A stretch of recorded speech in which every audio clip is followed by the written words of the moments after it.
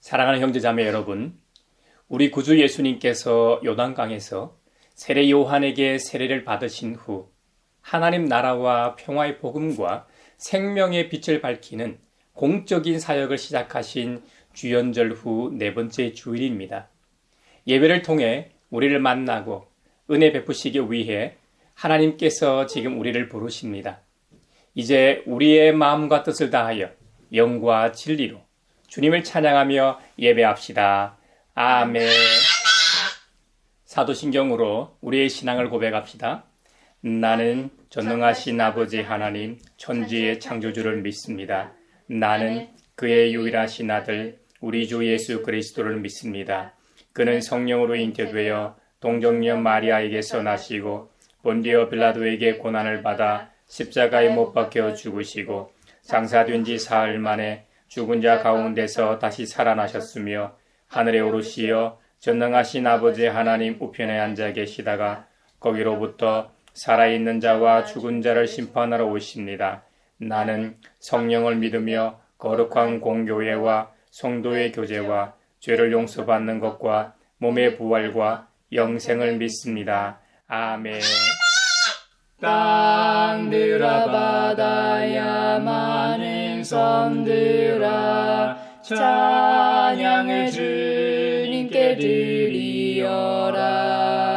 싸움과 죄악이 가득한 땅에 찬송이 하늘에 사무치네.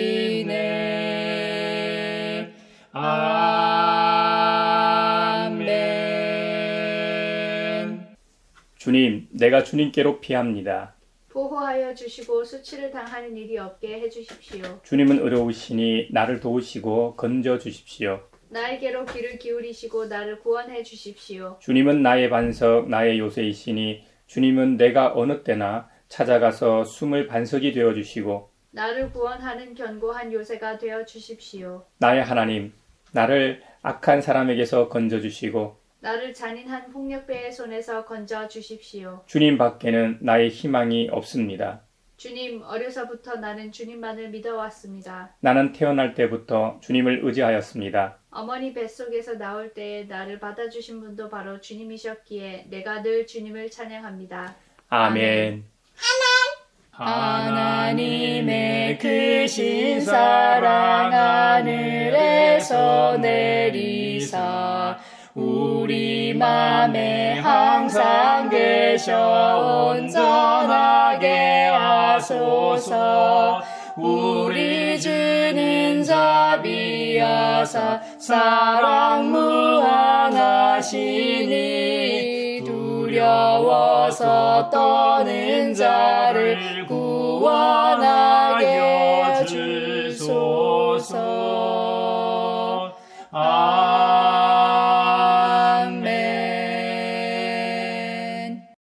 자비로우신 하나님, 지난 한 주간에 우리의 삶을 성찰하며 회개의 시간을 주시니 감사합니다. 서로 사랑하라고 말씀하셨는데 사랑하지도 화목하지도 세상에 하늘의 평화를 전하지도 못했습니다. 하나님을 기쁘시게 하기는커녕 죄악된 길로만 다름질한 것 같아 죄송한 마음뿐입니다. 사랑하는 형제자매 여러분, 2025년 한 해는 저 높은 곳을 향하여 날마다 나아가는 우리가 되기를 바라며 주님 앞에 우리 죄를 고백합시다. 용서하시는 하나님이시며 은혜로우시며 긍휼히 여기시며 더디 노하시며 인자가 풍부하신 하나님, 우리 죄를 용서하시고 모든 불의에서 우리를 깨끗하게 해주시옵소서. 내 마음속을 비추시는 주님, 어둠에서 나를 지켜주소서. 내 마음속을 비추시는 주님, 당신 사랑 안에 쉬리라. 내 마음속을 비추시는 주님, 어둠에서 나를 지켜주소서. 내 마음속을 비추시는 주님, 당신 사랑 안에 쉬리라.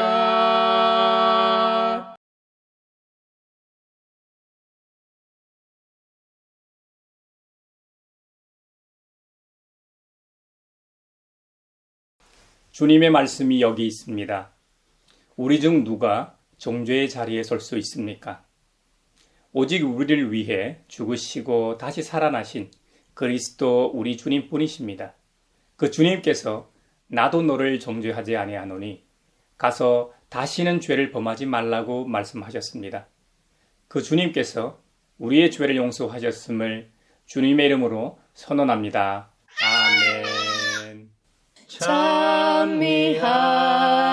찬미하여라 오 나의 영혼아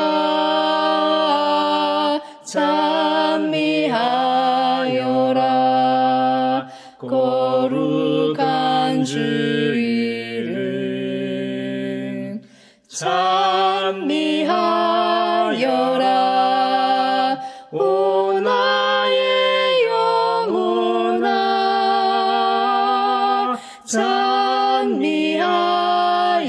찬미하여라 거룩한 주 이름. 오늘 우리에게 주신 첫 번째 말씀은 예레미야 1장 4절에서 10절입니다. 하나님의 말씀을 경청하십시오. 주님께서 나에게 말씀하셨다. 내가 너를 모태에서 짓기도 전에 너를 선택하고 내가 태어나기도 전에 너를 거룩하게 구별해서 문 민족에게 보낼 예언자로 세웠다. 내가 아뢰었다. 아닙니다. 주 나의 하나님, 저는 말을 잘 할 줄 모릅니다. 저는 아직 너무나 어립니다. 그러나 주님께서 나에게 말씀하셨다. 너는 아직 너무나 어리다고 말하지 말아라. 내가 너를 누구에게 보내든지 너는 그에게로 가고 내가 너에게 무슨 명을 내리든지 너는 그대로 말하여라. 너는 그런 사람들을 두려워하지 말아라. 내가 늘 너와 함께 있으면서 보호해 주겠다. 나 주의 말이다. 그런 다음에 주님께서 손을 내밀어 내 입에 대시고 내게 말씀하셨다. 내가 내 말을 내 입에 맡긴다. 똑똑히 보아라. 오늘 내가 뭇 민족과 나라들 위에 너를 세우고 내가 그것들을 뽑으며 허물며 멸망시키며 파괴하며 세우며 심게 하였다. 아름답고 귀한 말씀 생명샘이로다. 아름답고 귀한 말씀 생명샘이로다. 오늘 우리에게 주신 두 번째 말씀은 고린도전서 13장 1절에서 13절입니다. 하나님의 말씀을 경청하십시오.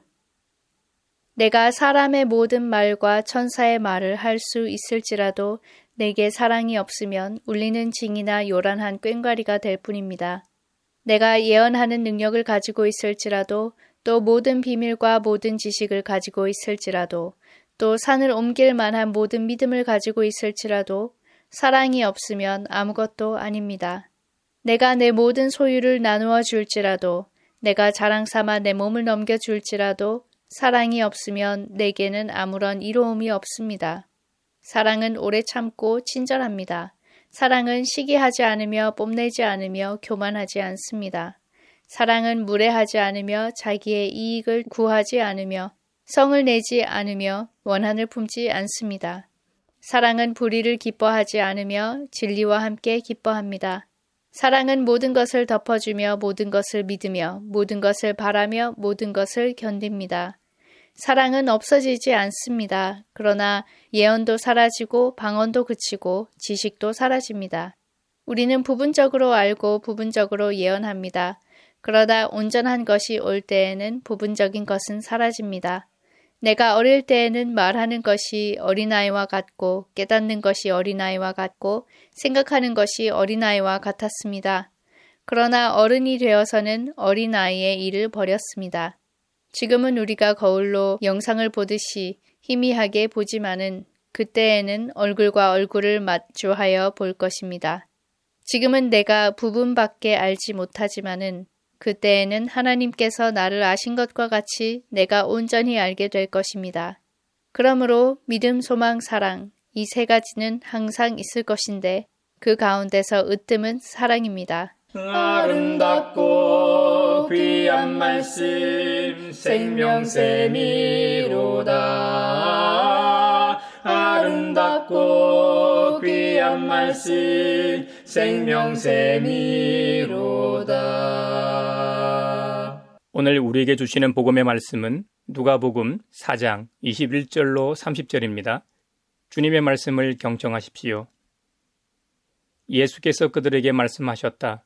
이 성경 말씀이 너희가 듣는 가운데에서 오늘 이루어졌다. 사람들은 모두 감탄하고 그의 입에서 나오는 그 은혜로운 말씀에 놀라서 이 사람은 요셉의 아들이 아닌가 하고 말하였다. 그래서 예수께서 그들에게 말씀하셨다.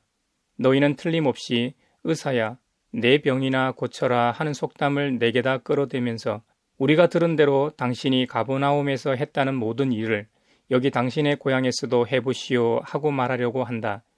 예수께서 또 말씀하셨다. 내가 진정으로 너희에게 말한다. 아무 예언자도 자기 고향에서는 환영을 받지 못한다. 내가 진정으로 너희에게 말한다. 엘리야 시대에 3년 6개월 동안 하늘이 닫혀서 온 땅에 기근이 심했을 때에 이스라엘의 과부들이 많이 있었지만 하나님이 엘리야를 그 많은 과부 가운데서 다른 아무에게도 보내지 않으시고 오직 시돈에 있는 사렙다 마을의 한 과부에게만 보내셨다. 또 예언자 엘리사 시대에 이스라엘의 나병 환자가 많이 있었지만 그들 가운데서 아무도 고침을 받지 못하고 오직 시리아 사람 나아만만이 고침을 받았다. 회당에 모인 사람들은 이 말씀을 듣고서 모두 화가 잔뜩 났다. 그래서 그들은 들고 일어나 예수를 동네 밖으로 내쫓았다. 그들의 동네가 산 위에 있으므로 그들은 예수를 산 벼랑까지 끌고 가서 거기에서 밀쳐 떨어뜨리려고 하였다. 그러나 예수께서는 그들의 한가운데를 지나서 떠나가셨다. 이것은 주님의 말씀입니다. 하나님 감사합니다. 아름답고 귀한 말씀 생명샘이로다. 아름답고 귀한 말씀 생명샘이로다. 사회를 위하여 기도합니다. 지난 21일 국회에서 쿠팡 택배 노동자 심야 노동 등 근로조건 개선을 위한 청문회가 열렸습니다. 그런데 쿠팡은 그동안 노동자 사망에 책임이 없다는 입장을 고수해오다 국회 청문회가 있던 새벽 2시에 유가족과 합의를 하고 국회 청문회에 참석했습니다. 쿠팡은 의료 기록 확인도 없이 사망 노동자가 과로사가 아니라 다이어트로 인한 사망이라 사측과는 무관하다는 주장을 해왔습니다. 그런데 국회 청문회에 출석하면서 본질적 노동 현장 근무 개선은 없이 사측 이미지를 고려해 사망 근로자 유족과 합의를 해 국민적 공분을 사고 있습니다. 쿠팡과 같은 악덕 기업들이 발붙이지 못하는 사회가 되길 바랍니다. 그러기 위해서는 시민사회의 감시와 기업 윤리가 제대로 작동되어야 합니다. 노동 현장의 근로조건 개선을 위한 제도적 안전장치가 잘 작동하는 나라가 되게 하소서. 우리 기도를 들어주시고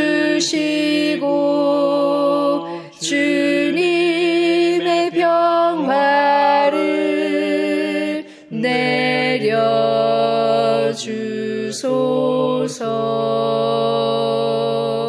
아멘.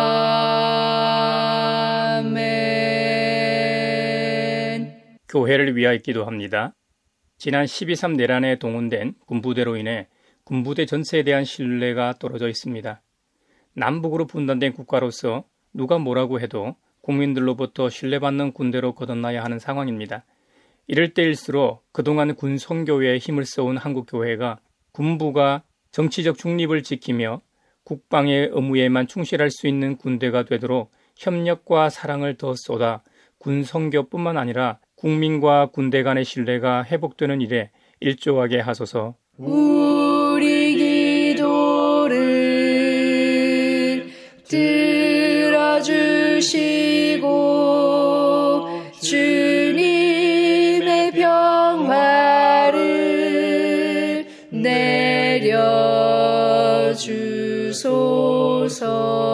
내려주소서. 아멘. 세계를 위하여 기도합니다. 지난 주간 미국에서도 여러 차례 항공기 사고가 잇따르고 있습니다. 교통수단 중에서 가장 안전한 것으로 정평이 나 있는 항공기이지만 한번 사고가 나면 가장 치명적인 것도 사실입니다. 항공기 사고의 대부분은 인재가 원인입니다. 전 세계적으로 항공기 제조사는 미국의 보잉사와 유럽의 에어버스입니다. 최근에는 보잉사 항공기의 결함이 더 많이 발생하고 있지만 항공기 제작사인 두 기업 다 안전한 항공기를 생산하고 운항 중에도 시스템에 의한 철저한 정비와 점검을 통해 가장 안전한 교통수단으로 인식되게 하소서.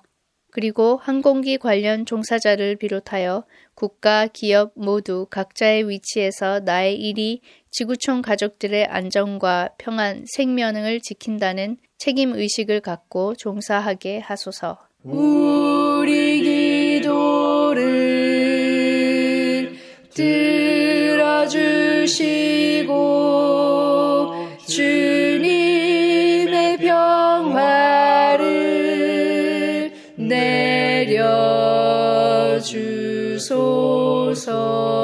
내려주소서.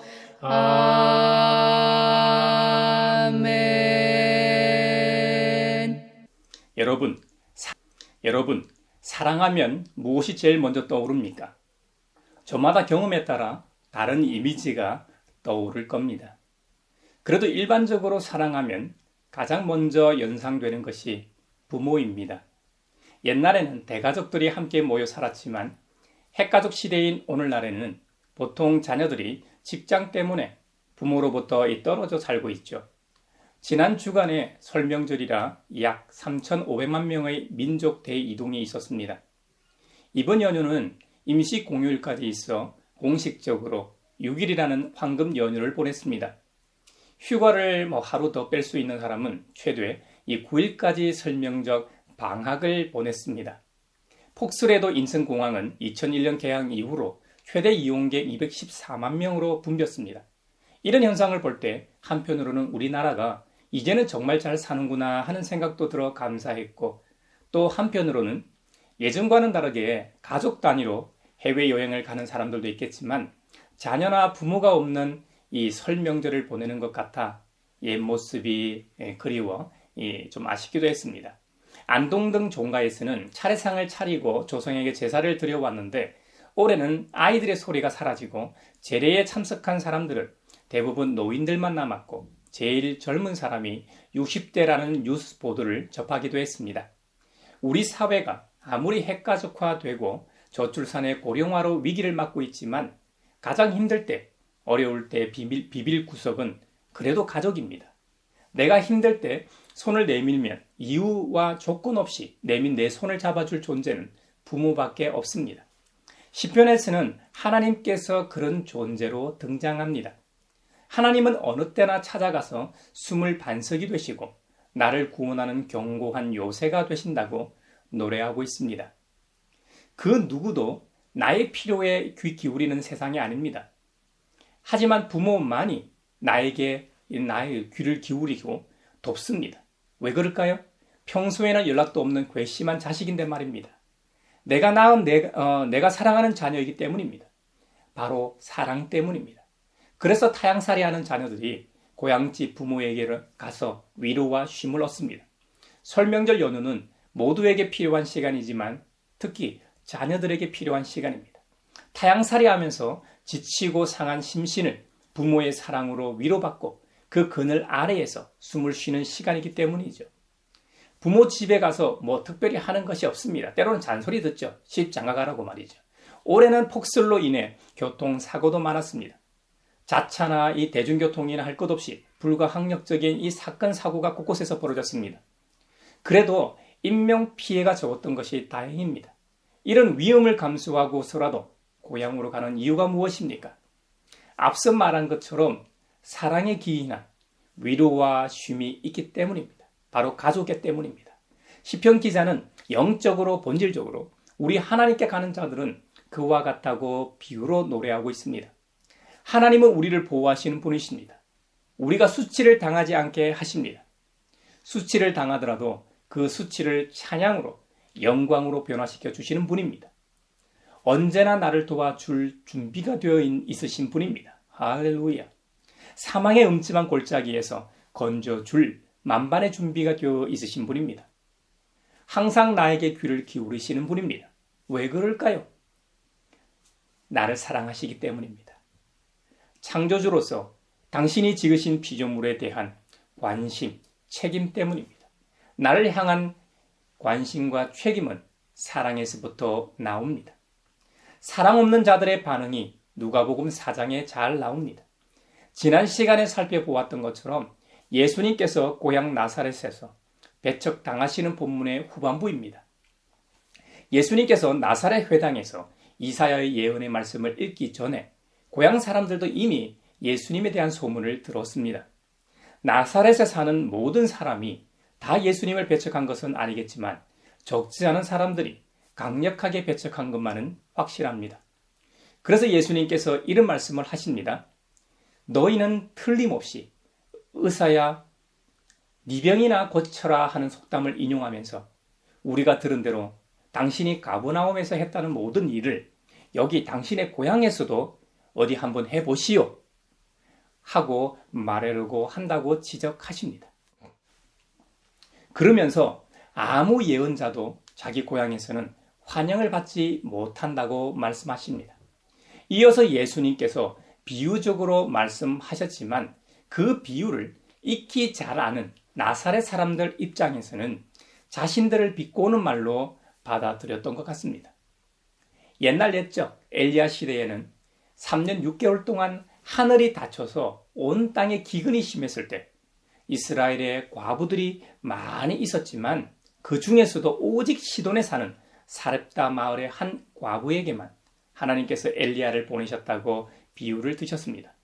또 엘리사의 시대에도 이스라엘에 한센병 환자가 많이 있었지만 하나님께서는 엘리야의 제자 엘리사를 통해 오직 시리아 사람 바로 이방인 나아만이 고침을 받게 하셨다고 단호하게 말씀하셨습니다.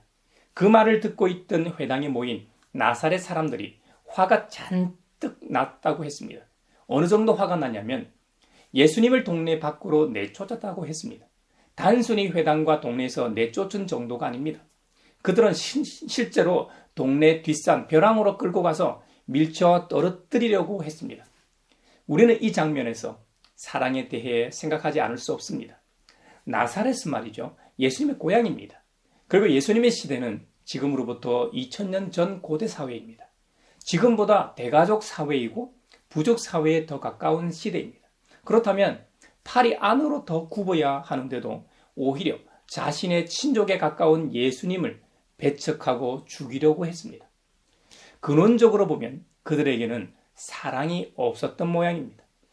그들은 예수님께서 가브나움에서 행하신 놀라운 일들을 기대하고 있었습니다.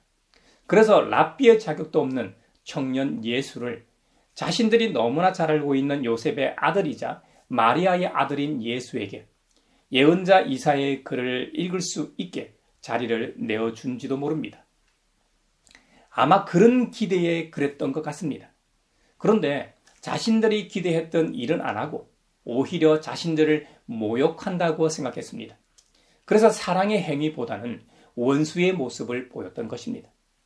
나사렛 회당에 모인 사람들은 아직 구약의 사람들입니다. 그들은 완전히 새롭게 시작된 신약시대의 사람들이 아닙니다. 구약의 끝자락에서 옛 선지자들을 붙잡고 사는 사람들입니다. 아직 메시아 우리 주님을 경험하지 못한 사람들입니다. 그렇기 때문에 한편으로는 그들이 이해 가기도 합니다. 하지만 분명한 것은 그들에게 사랑이 결여되어 있었다는 것 역시 분명한 사실입니다. 설명절과 나사렛 사람들을 통해 우리는 사랑의 필요성을 인식하게 되었습니다. 그렇다면 사랑하면 제일 먼저 떠오르는 성경 본문이 있습니다. 바로 고린도전서 13장 사랑장입니다. 사랑장은 사랑의 필요성을 설파하고 있습니다. 그곳에 보면 혹시 우리 자신이 사람의 모든 말과 심지어 천사의 말을 할 수 있다고 해도 사랑이 없으면 울리는 징이나 요란한 꽹가리가 될 뿐이라고 지적합니다. 여러분, 한마디로 사랑이 바탕되지 않은 말은 아무 의미가 없다는 말입니다. 예언하는 능력을 가지고 있어도 사랑이 없으면 아무 소용이 없습니다. 모든 비밀과 모든 지식을 가지고 있어도 사랑이 없으면 아무것도 아닙니다. 심지어 산을 옮길 만한 엄청난 믿음을 가지고 있어도 사랑이 없으면 아무것도 아닙니다. 요즘 가치의 척도인 모든 소유, 물질을 나눠줄지라도 사랑이 없으면 이것 역시 아무 유익이 없습니다. 내 몸을 희생해서 넘겨줄지라도 사랑이 없으면 아무 유익이 없습니다. 예수님을 믿는 그리스도인으로서 모든 것을 한다고 해도 그 행위의 근거가 사랑이어야만 한다는 겁니다. 그렇다면 사랑은 어떠해야 할까요? 고린도전서 13장 사랑장 4절 이하에는 그리스도인으로서 우리의 인품이 어때야 하는지를 열거하고 있습니다. 한번 보겠습니다.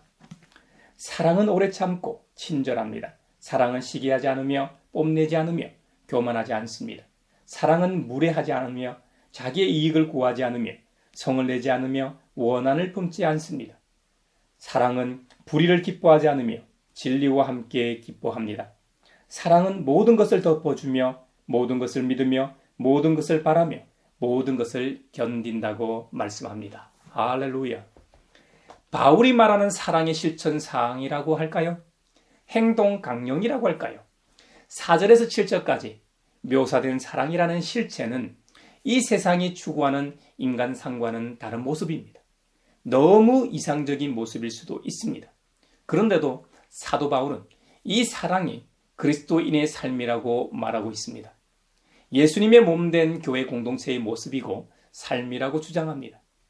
이것이 우리가 하나님께 드리는 예배의 진수입니다. 앞선 1절에서 3절에서 언급한 것처럼 어떤 사람이 외국어를 10개 정도 구사하고 그의 언변이나 말하는 품위가 신사적이고 품격이 있어도 사랑이 없으면 아무것도 아니라고 했습니다. 또 돈도 많고 능력도 있고 지위도 있고 영향력이 있어도 이 역시 사랑이 없으면 아무 유익이 못 된다고 했습니다. 이런 내용들은 사랑이 얼마나 중요한지를 지적하며 강조하는 서론입니다. 그리고 4절에서 7절에서 언급하는 사랑의 행위는 사랑의 본질적인 면입니다. 마지막으로 8절에서 13절은 사랑이 하나님의 새로운 세상에서 영원히 이루어질 것임을 말하고 있습니다. 하나님 나라에서 물이 바다를 덮은 같이 편만한 것이 사랑이기 때문에 영원히 사라지지 않는 것임을 선언하며 사랑장을 끝맺습니다. 예수님을 믿고 따르는 모든 그리스도인의 삶의 영역에서 각자 삶의 의미를 부여하고 제맛을 내고 살게 하는 것이 바로 사랑이라는 겁니다. 이것이 사랑의 힘이요 사랑의 신비입니다.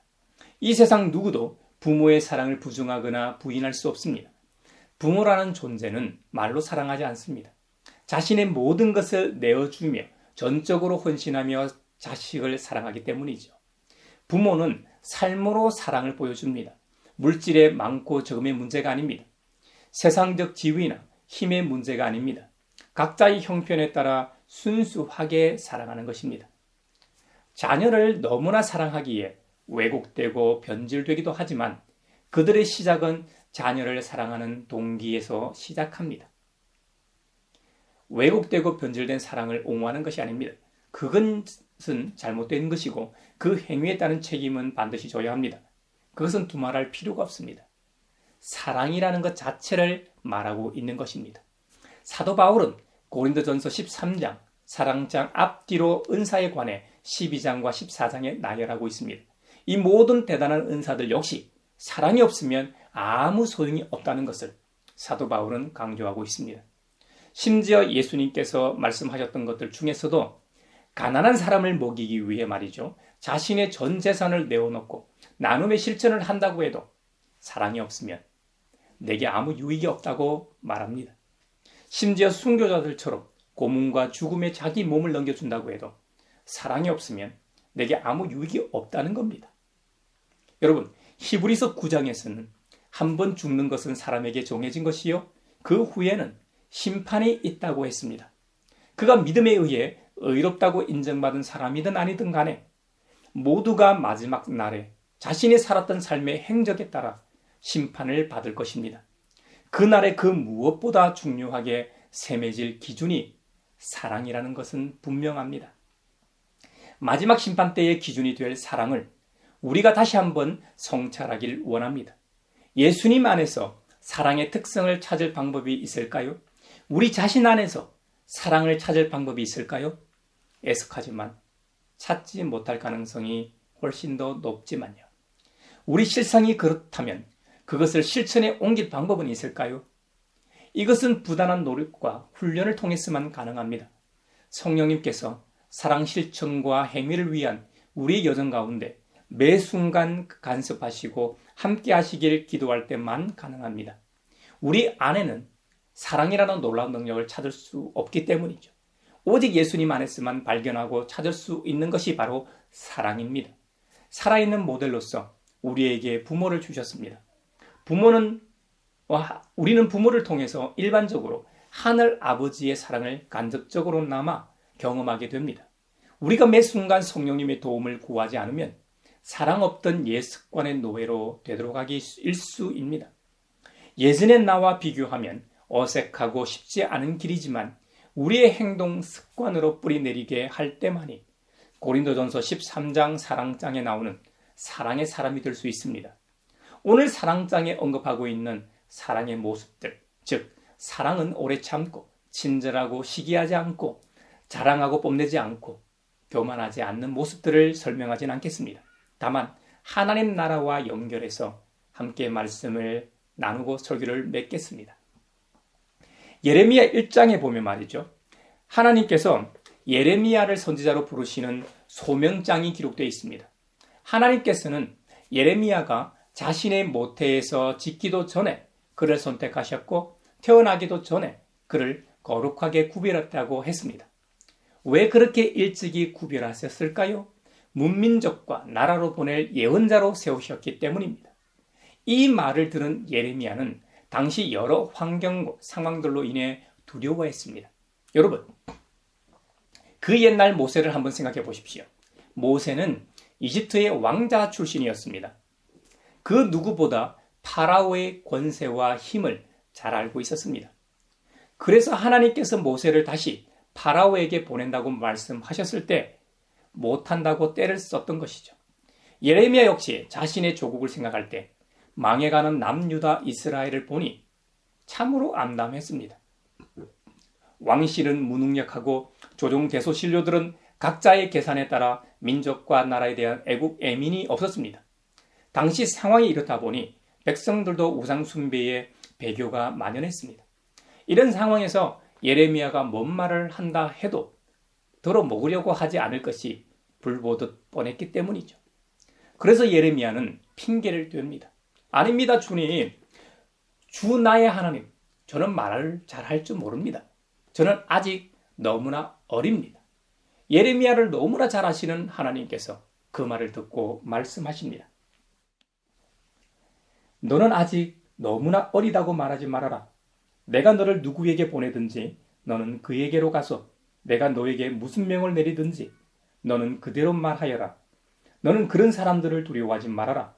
내가 늘 너와 함께 있으면서 보호해 주겠다. 나 주의 말이다. 아멘. 예레미야가 환경적 두려움 때문에 그렇게 말하는 줄을 주님께서 알고 계셨습니다. 그래서 내가 너와 함께 해서 보호해 줄 것이니 두려워하거나 걱정하지 말라고 안심시켜 주셨습니다. 예레미야를 사명자로 적용해 한번 생각해 봅시다. 모든 그리스도인들이 사명자 아닙니까? 우리는 주님의 움직이는 교회입니다. 이 지상에서 하나님 나라를 세워갈 일꾼들입니다. 주님은 지금 이 시간 예레미야를 부르시듯 우리 자신을 부르고 계십니다. 우리 역시 오늘 예배를 드리고 세상으로 나아가면서 우리에게 주어진 사명 때문에 두려워하고, 왜냐하면 세상을 너무나 잘 아니까요. 우리는 그럴 만한 자격이나 능력이 없다고 부인할 수 있습니다. 예레미야에게 하신 위로와 보호의 말씀을 우리 자신에게 하신 말씀으로 받읍시다. 예레미야의 입에 맡기신 주님의 말씀은 현재 우리의 손에 들린 바로 이 성경입니다. 그 중에서도 오늘 주제인 사랑입니다. 하나님께서는 우리 모두가 한 손에는 복음을 들고 또 다른 한 손에는 사랑을 들고 세상으로 나아가라고 명하십니다. 교회인 우리가 아무리 사랑을 말해도 세상이 어떻게 그 사랑을 경험할 수 있겠습니까? 우리끼리 하늘 방언을 말하고 예언하고 우리끼리 좋아서 모여서 찬양하고 기도하고 교제해도 세상이 그 놀라운 신비를 어떻게 알겠습니까? 야고보서의 말씀처럼 행함이 있는 믿음을 볼 때만이 경험하게 됩니다. 사랑하는 형제자매 여러분, 그래서 고린도전서 13장 사랑장에서 구체적인 사랑의 실천 상황을 기록하고 있는 것입니다. 친히 사랑의 본을 보여주신 우리 주님 예수 그리스도의 십자가의 사랑과 부활을 경험한 그리스도인으로서 그 사랑의 10분의 1, 아니 100분의 1, 눈꼽만큼이라도 실천하고 행한다면 세상이 그 사랑을 알게 될 것입니다. 그럴 때 하나님 나라가 이 땅에 임한다고 저는 믿습니다. 가양교회 형제자매의 모든 분들이 우리가 경험한 십자가 사랑의 일부만이라도 실천함으로써 적어도 우리 가정과 직장, 우리 주위 사람만이라도 하나님 나라를 경험할 수 있기를 바랍니다. 마지막으로 사랑장의 하이라이트를 다 같이 읽겠습니다. 사랑은 오래 참고 친절합니다. 사랑은 시기하지 않으며 뽐내지 않으며 교만하지 않습니다. 사랑은 무례하지 않으며 자기 이익을 구하지 않으며 성을 내지 않으며 원한을 품지 않습니다. 사랑은 불의를 기뻐하지 않으며 진리와 함께 기뻐합니다. 사랑은 모든 것을 덮어주며 모든 것을 믿으며 모든 것을 바라며 모든 것을 견딥니다. 아멘. 저와 여러분 모두가 고린도전서 13장에 나오는 사랑 실천 강령대로 살아내길 성령 하나님께서 함께 하시기를 바랍니다.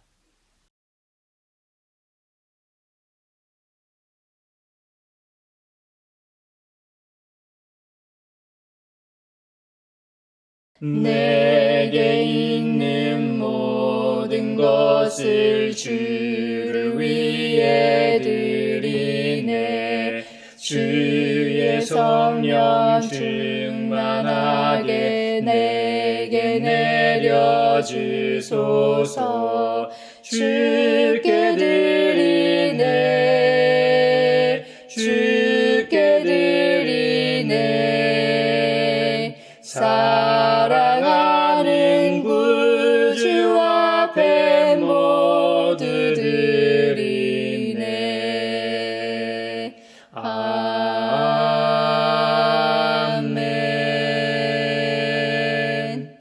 여기에 모인 우리는 우리의 믿음의 역사와 사랑의 수고와 우리 구주 예수 그리스도에 대한 소망의 인내를 여기 봉헌에 담아 올려드립니다. 주님께서 말씀하신 대로 인색함으로나 억지로 하지 않고 성령님을 통해 그리스도의 한 몸으로 살게 하심에 감사하여 각각 그 마음에 정한 대로 즐거운 마음으로 바치오니 향기로운 예물이 되게 하소서. 은혜의 주님, 우리의 정성을 어여삐 여기시어 주님께서 베푸신 은혜에 비하면 보잘것없지만 말씀하신 대로 미리 구별하여 드리오니 기쁘게 받으시옵소서. 우리의 가진 것이 비록 적어도 바치는 기쁨은 더 커지고 비록 버는 것이 적어도 나누는 즐거움은 더욱 넘쳐 우리 믿음의 소문이 각처에 퍼지게 하소서. 우리 주님 예수 그리스도의 이름으로 감사하며 기도하옵나이다. 아멘. 구원자 주 예수 하나님의 아들 귀하신 어린 양 메시아 거룩하신 하나님, 오 하나님 감사해. 독생자 주시고 또 성령님 보내사 주의 일을 이루시네. 서로 평화 인사를 나누겠습니다. 주님의 평화를 빕니다. 주님의 평화 빈다, 얘들아. 주님의 평화가 여러분과 함께 하시기를 바랍니다. 이제 축도하겠습니다. 우리를 하나님 나라의 백성으로 부르신 하나님께서 여러분에게 복의 복을 내려주셔서 언제 어디서나 여러분을 지키시기를 원하며 주님께서 그분의 인자한 얼굴을 여러분과 여러분의 자녀와 가정에 비추사 필요에 따라 물질과 건강과 은혜 베푸시기를 원하며 주님의 몸된 하나의 거룩하고 보편적인 사도적인 모든 교회와 함께 하시길 원하며 지금 이 시간에도 하나님 나라와 예수 그리스도 복음 전파를 위해 애쓰며 수고하고 있는 모든 선교사들과 함께 하시길 원하며 오늘 말씀처럼 하늘의 사랑을 깨닫고 일상에서 사랑하며 실천하고자 하는 사람들 위에 평강 주시기를 성부와 성자와 성령의 이름으로 축원하옵나이다. 아멘.